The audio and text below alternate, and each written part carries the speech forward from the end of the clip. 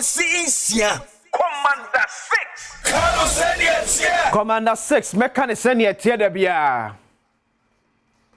and then permission of Bisam Kwasisia na Israel na Kobara no waja JP na to ncham minyaye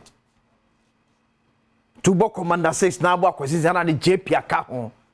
That's Jerusalem pilgrim. Me kramoni e sene makom mekade aba na efrem alaji. There be no bia so ne call Israel kwanto ba ye man certificate. But me kuta certificate from Israel. Yeah, the mayor of Jerusalem and minister of tourism for Israel. Obia signature was here. Two years from JP, Jerusalem pilgrim. Nyame asom yenke nyina me ne akwasi insia from me Commander 6 ebra se area Asem Yi Di Ka dwumadi ebeto aso area ma ye di komo yegusu edi komo but before se betie se komo de na mo komo de be metwe ofo so me ne de abanam senior wo wasa Amenfi East medi komo de afa NPP parliamentary candidate wo Amenfi East constituency as wo kan ye ya tete se anomoto bi akose but enen su toye the way so no yiri ebem no ebesre mpanifo ebesre kwafiri ano ya ye den dodo se de ensuo epete kakra bi kura na esu yiri eba asefem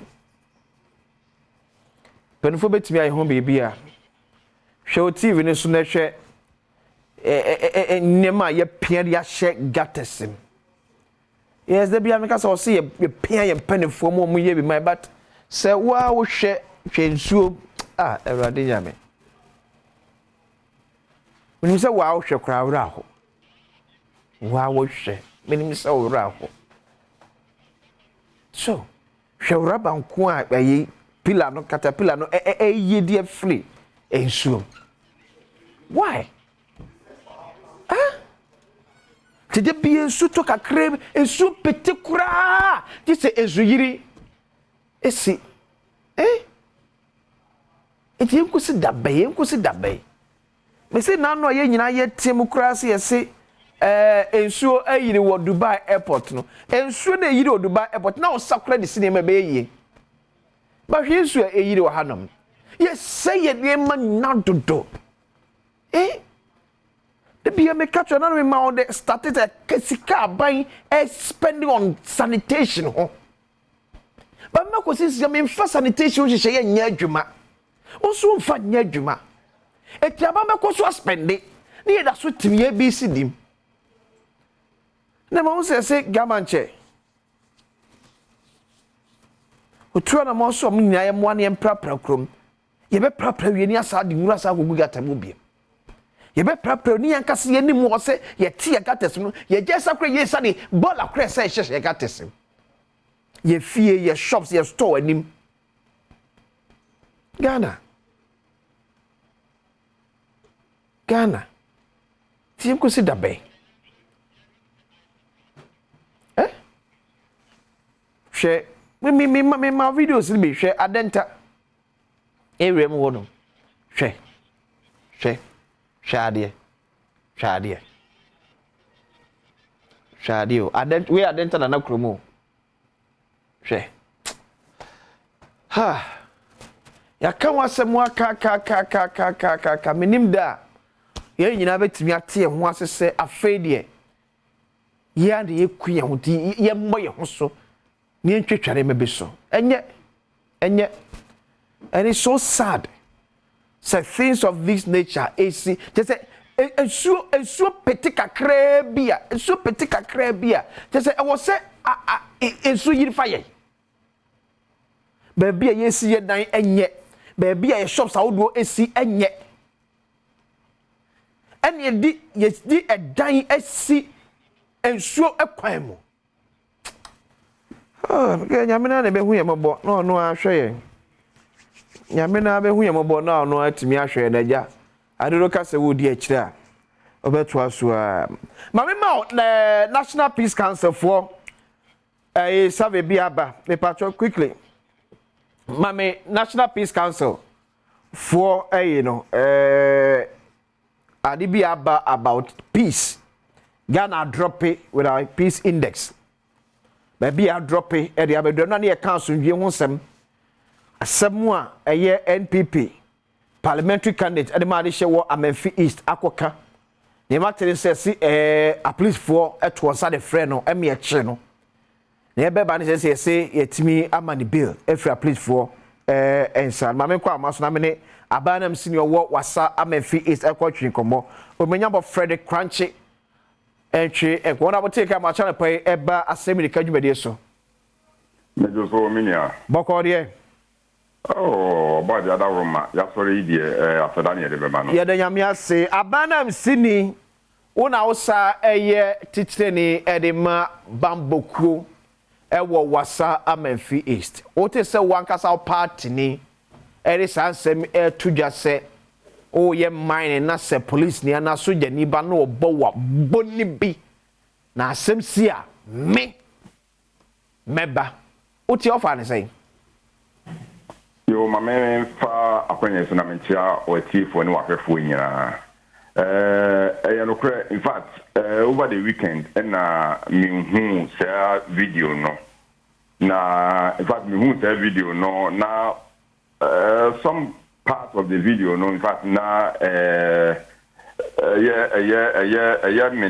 fact me afa na bro adwene ntiase so it quickly amame me district police command and crime ECI no yeah been say fine because of say to see our parliamentary candidate na the AC kaswa na say PK parliamentary candidate be man for ekoye we ne ko say ties ni ti no that the Ayemfa regional police command okay some western region regional police command o ma chemu mienu ye wo takwa regional command na takwa de die no nti sisi ano region na ben it ma ye free regional police commander na ye ne say on take issue no up it Monday na no pa na offer yura ns from home say omra police akati because of video bia ne saka okay na omechire nse munchire wo mu ti offer no no gas na woni constituency no harum no kumase enti no okata ne say obeba enti Tuesday no anumre be no 9 and according to regional police command say obedru hono na ade asendom ye ne say onko na ade tian waba enti ene da ukwada no pa na one constituency chairman and no lawyer ekwo takwa in fact ye said that guy dey ni empese oye ne bi bebenti no okay ye man no kata se memo mu bi amane now the one call as a law abiding offense citizen it work on nipa miensa pe ene kan no ko ya and da there 5:30 and obu taking statement we ye and you may be 6:30 to 7 and omuma ni bela otumi ba be was a cropon and asansa no pay no say osanso report no ho e wotakwa no pay no obeko it so far no because that mean who here as a mistake chairman no I did not take it lightly anything me refer issue no edema regional police commander no asem si e wanka so atumi afre no oh yes if I said make us asem si ye no na Sunday no na oni hanom no yeah me friend no okay na me bisa no time meeting no course so and then he made me understand that meeting no course so be 1 month 2 weeks ago okay e could be a friend mu japa in fact that time na me tu kwan kakra eti na me ne ha eti officer meeting na say and I am say na video no etimi apope app no eti me na kasa ajinjiremu be yo me meeting no ne ensama e course so ba na dia o kan nyina ne say in fact Amenfi East hanom me anso so make me account so ayi nyina is no secret to say mining activity also hanom is causing a lot of problems Amenfi East ha illegal miners na causes had na any environmental honorable yes galamsey for na causes had trouble no I say an American galamsey activity be illegal and then it is illegal.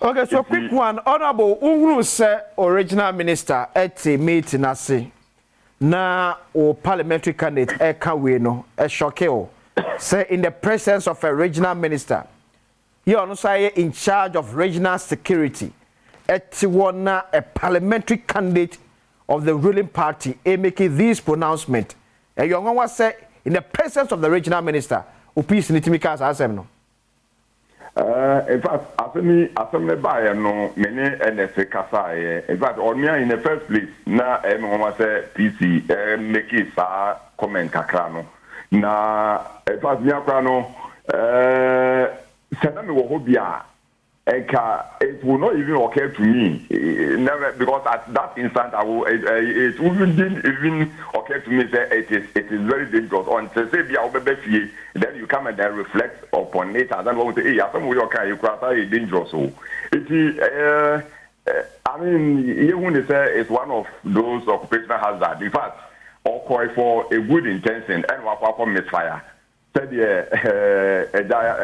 juma bibi juma do baby na ya you want to say we one of those different mistakes are aba mu wan crofo a fake soldiers ni fake police at aba area mu e come mining site in fact since I no ka say yan ka say wo yen local task force yede eko sa galamsey no there be abai na msini asma bibisa na say as a district chair of security council we are aware say you will fake military officers any police for omoba mompotem wonom call rounds for mining site we are aware. I don't know how you classify Obi as a fake.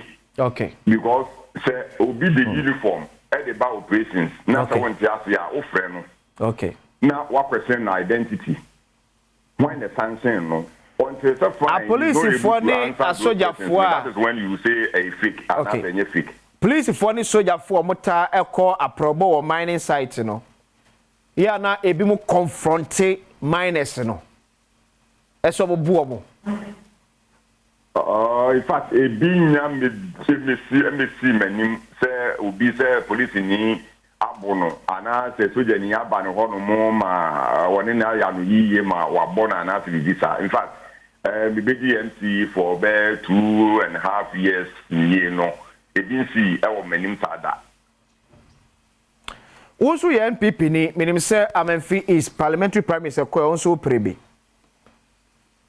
When your man for be again say your parliamentary candidate no so party no stripping off. Now mo call for another election because one show leadership. Mene omunya advensa. We say the meka no adwuma de wo ye adwuma e dan ya aduru ba bia mistake kakra beba. But yenhwe mistake ba ko e beba no ho ne emfa njaji nipa ne say oh because of ade we ya wa ye ntino say or step down. You know, you're intentional with the core. Okay. Now, Ninsam no kai no meaning actually no, again, na coso, was Amenfi East. Okay. Because some of our meeting make us no bear 1 month, Trum Crabbe and Corno. Then Susan so at the saying, Ewa Hanomo. Say, and Cosun Susan so be idea, and na, you know, yen find your foot to say. Okay. Na but say with us so nya brani atwen komone anopay abanam sini yo wasa Amenfi East onwanya for crunchy and am to say no atwen komono. So this was what I was talking about. National Peace Council for me say Ghana drops again in world ranking Global Peace Index for 2024. Say nyina ya mo yasomdwe ho ban ya baby e de be kwa wie I don't know. Happy birthday and from my lawyer Mrs. Patience Owusu Ajman of Snit Pension House. We free wakasa okrunkwaku Owusu Ajman. Also am ready me eno manyina. So lawyer, ya wish you happy birthday. Ya menshira no nyo kese. Kopim so be kese pa. Me di akwasi isi Asem Yi Di Ka. Me no ka say Aisha ayekrado e wa denta. Ena ne ekodi nko ma mafo do mo how etudwa. Ene mate se abana msini wo no so no. People's from Bre and Asi.